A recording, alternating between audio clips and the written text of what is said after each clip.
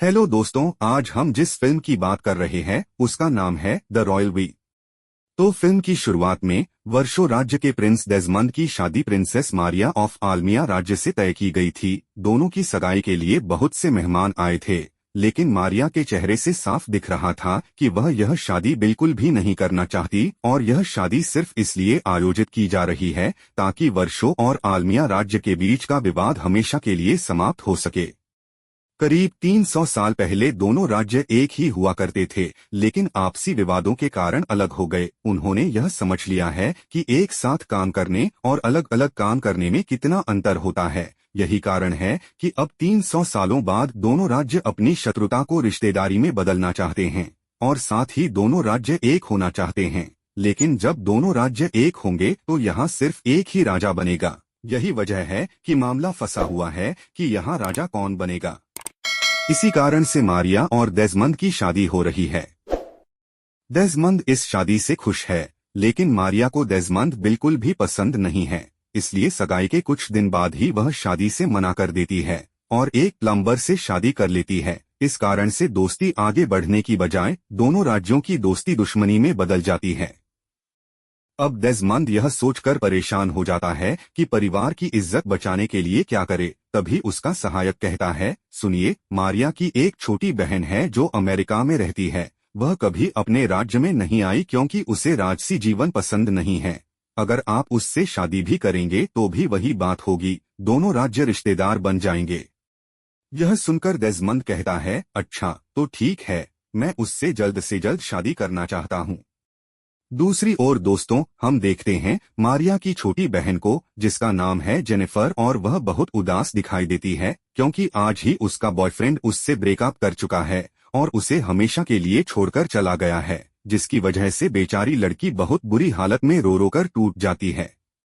Jennifer यहाँ अपनी सहेली एली के साथ किराए के घर में रहती है और हाँ, जेनिफर ने अपनी सहेली को यह भी नहीं बताया कि वह एक राजकुमारी है। एली कहती है, किसी लड़के के लिए इतनी टेंशन क्यों लेती हो, एक जाएगा तो दूसरा आ जाएगा। असल में एली और जेनिफर ने लड़कियों के लिए एक छोटा सा चैरिटी प्रोग्राम शुरू किया है, जिसमें वे लोगों को प्रेरित करती हैं कि वे भी चैरिटी में पैसा दें। तो जेनिफर फ्रेश मूड में मीटिंग में आती है, लेकिन वहाँ भी उसका मूड खराब हो जाता है क्योंकि किसी ने उसकी चैरिटी को 1 रुपया तक नहीं दिया। इसलिए वह फिर से घर की ओर लौटने लगती है।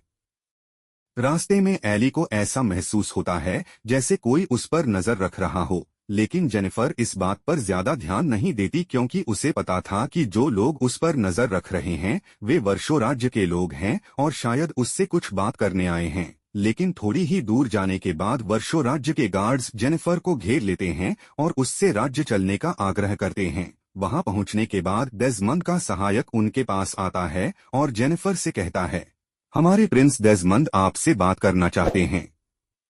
एली को यह सुनकर आश्चर्य होता है कि आखिर एक प्रिंस जेनिफर से क्यों बात करना चाहता है। उसे कुछ समझ नहीं आता, लेकिन जेनिफर कहती है, एली तुम शांत रहो, अभी तुम्हें सब समझ आ जाएगा। अब जेनिफर डेजमंड से मिलने जाती है तो वह जेनिफर से कहता है, देखो, तुम्हें बताने की जरूरत नहीं है, मेरी शादी तुम्हारी बहन से तय तो हो गई थी, लेकिन उसने किसी और से शादी कर ली। अब तुम भी जानती हो और मैं भी जानता हूँ कि यह शादी दोनों राज्यों के लिए कितनी जरूरी है। इसलिए अगर तुम्हें कोई आपत्ति न हो तो मैं तुमसे तुम्हारा हाथ मांगना चाहता हूँ।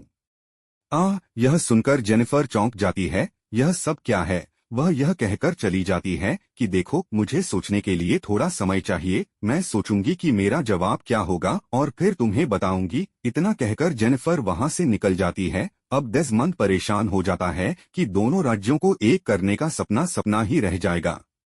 अब एली को जेनिफर की सच्चाई जानकर पूरा आश्चर्य होता है। वह कहती है, अरे तुम तो राजकुमारी निकली, मुझे तो लगता है कि तुम्हें डेजमंड का प्रस्ताव स्वीकार करने में कोई दिक्कत नहीं होनी चाहिए, तुम रानी जैसी जिंदगी जियोगी। लेकिन जेनिफर कहती है, डेजमंड एक मशीन जैसा है, वह तो पानी भी तब ही पिएगा जब उसके स्केड्यूल में लिखा होगा।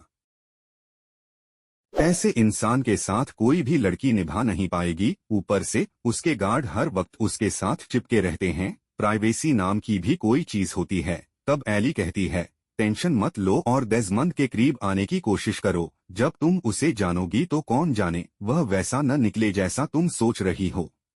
जेनिफर भी सोचती है कि ठीक है, वह डेज़मंड के साथ थोड़ा समय बिताएगी ताकि उसे बेहतर तरीके से जान सके, इसलिए वह उससे मिलने जाती है। डेज़मंड बहुत खुश हो जाता है, उसे लगता है कि जेनिफर ने उसे स्वीकार कर लिया है, तभी तो वह दोबारा मिलने आ रही है। इस खुशी में वह महल में एक शानदार डिनर का इंतजाम करता है, लेकिन जेनिफर सबसे पहले गार्ड्स को कमरे से बाहर कर देती है और डेज़मंड से कहती है, देखो, मुझे ये गार्ड्स वर्ड्स बिल्कुल पसंद नहीं हैं। क्यों न हम दोनों अकेले बाहर चलें, साथ रहेंगे तो एक दूसरे को समझ भी पाएंगे। इस पर डेज़मंड कहता है, हमें गार्ड्स के साथ ही जाना पड़ेगा, वरना किसी खतरे में पड़ सकते हैं। तो जेनिफर कहती है, अच्छा, इसका मतलब यह हुआ कि तुम गार्ड्स के बिना अपने दम पर कुछ कर ही नहीं सकते। यह सुनकर डेज़मंड उत्साहित हो जाता है। वह जेनिफर के साथ सबसे छिपकर महल से बाहर निकलता है और आज पहली बार डेज़मंड बिना गार्ड्स के महल से बाहर आया। जेनिफर उसकी हिम्मत देखकर बहुत खुश होती है। दोनों पूरी रात घूमते हैं, बाजार वगैरह जाते हैं और नए नए लोगों से मिलते हैं, जिससे डेज़मंड को बहुत अच्छा लगता है। एक ओर दोनों मजे से घूम रहे थे, वहीं दूसरी ओर डेज़मंड का सहायक परेशान हो रहा था। तभी जेनिफर को खबर मिलती है कि डेज़मंड के सहायक ने यह बात फैला दी है कि किसी ने डेज़मंड का अपहरण कर लिया है। यह सुनते ही दोनों तुरंत महल की ओर दौड़ पड़ते हैं। जेनिफर कहती है, यह मेरी योजना थी बाहर जाने की, देखो, यह मेरी गलती है। अगर तुम मुझे सजा देना चाहते हो तो दे सकते हो। लेकिन डेज़मंड सबको कहता है, इसमें जेनिफर की कोई गलती नहीं है। वह मुझे जबरदस्ती बाहर नहीं ले गई, बल्कि मैं खुद उसके साथ जाना चाहता था। यह सुनकर जेनिफर बहुत खुश होती है कि डेज़मंड उसकी परवाह करता है और तुरंत सगाई के लिए मान जाती है। लेकिन शादी के लिए वह और समय चाहती है ताकि दोनों एक दूसरे को और बेहतर तरीके से जान सकें। इसी कारण दोनों की सगाई बड़े धूमधाम से हो जाती है। अब दोस्तों, जैसे ही सगाई होती है, यह खबर हर जगह वायरल हो जाती है कि वह राजकुमारी जो 20 सालों से दुनिया से छुपी हुई थी, अब वर्षों राज्य के राजा से सगाई कर चुकी है। जेनिफर डेज़मंड के महल में आ गई थी, जहां उसकी अच्छी तरह देखभाल होती है। डेज़मंड जेनिफर को एडजस्ट करने का समय देता है और तभी बात करने की कोशिश करता है जब जेनिफर सहज महसूस करे। कुछ दिन डेज़मंड के साथ रहने के बाद जेनिफर को लगने लगता है कि डेज़मंड बहुत अच्छा इंसान है, जो लड़कियों की इज्जत करना जानता है, सबकी खुशियों का ख्याल रखता है, उनकी प्राइवेसी को समझता है।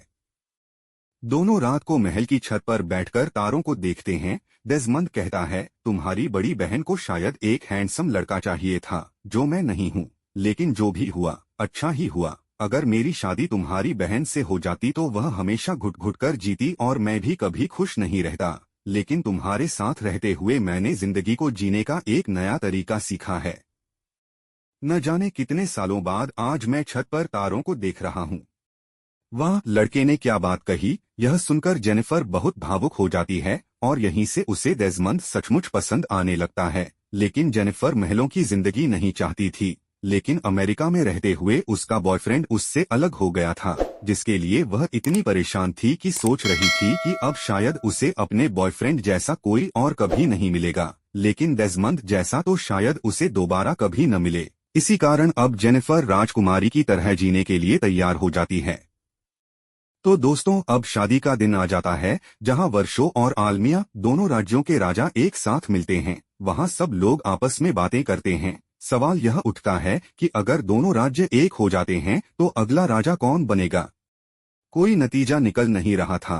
तब जेनिफर अपने और डेज़मंड के पिता को आमने सामने बैठाती है और कहती है कि आप दोनों बताइए, जब आप एक दूसरे का नाम सुनते हैं तो आपके मन में सबसे पहले क्या आता है। इस पर डेज़मंड के पिता कहते हैं, जैसे ही तुम्हारे पिता का नाम याद आता है, मुझे उनकी प्रेरणा याद आती है। वे उम्र में मुझसे थोड़े बड़े हैं, लेकिन हमेशा बड़े भाई का रोल निभाया है। हमारे बीच कभी दुश्मनी नहीं रही, बस राजा बनने की लालच आड़े आ गए। फिर जेनिफर के पिता भी कहते हैं, जब मैं डेज़मंड के पिता को देखता हूँ तो मुझे एक अच्छे दोस्त की याद आती है। वह मेरी जिंदगी के इकलौते ऐसे इंसान हैं जिन पर मैं आंख बंद करके भरोसा कर सकता हूँ।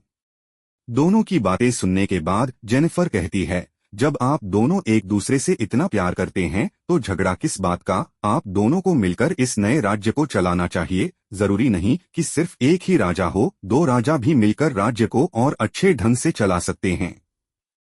यह सुनकर दोनों राज्यों के बीच फिर से दोस्ती हो जाती है। दोनों राजा कहते हैं, वाह, बच्चों की शादी के बिना ही हम रिश्तेदार जैसे बन गए, इसलिए हमें शादी का बोझ बच्चों पर नहीं डालना चाहिए। अगर वे खुद चाहें तो शादी करें, वरना हमारी तरफ से कोई मजबूरी नहीं है। यह सुनकर डेज़मंड उदास हो जाता है। वह कहना चाहता था, जेनिफर, क्या तुम मुझसे शादी करोगी? लेकिन उसमें हिम्मत नहीं थी, क्योंकि उसे लगता था कि जेनिफर सिर्फ राज्य के लिए शादी कर रही है, इसलिए उस पर दबाव डालना सही नहीं होगा।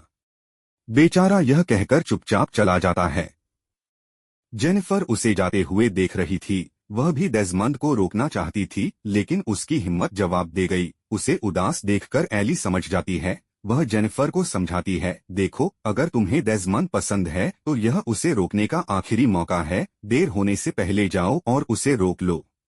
जेनिफर तुरंत डेज़मंड की ओर दौड़ पड़ती है। उधर डेज़मंड आधे रास्ते तक कार में जाता है, लेकिन उसका दिल चैन नहीं पा रहा था और वह भी कार से उतरकर अकेले जेनिफर की ओर भागता है। और जब दोनों आमने सामने एक दूसरे को दौड़ते हुए देखते हैं तो उनकी खुशी का ठिकाना नहीं रहता।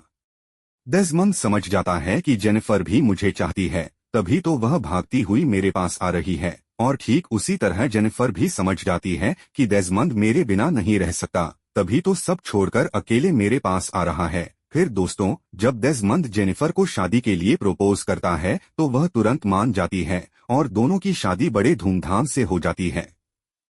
इस तरह मूवी का अंत हैप्पी एंडिंग के साथ होता है। बाकी अगर आपको वीडियो और इसका एक्सप्लेनेशन अच्छा लगा हो तो चैनल को लाइक करें, सब्सक्राइब करें।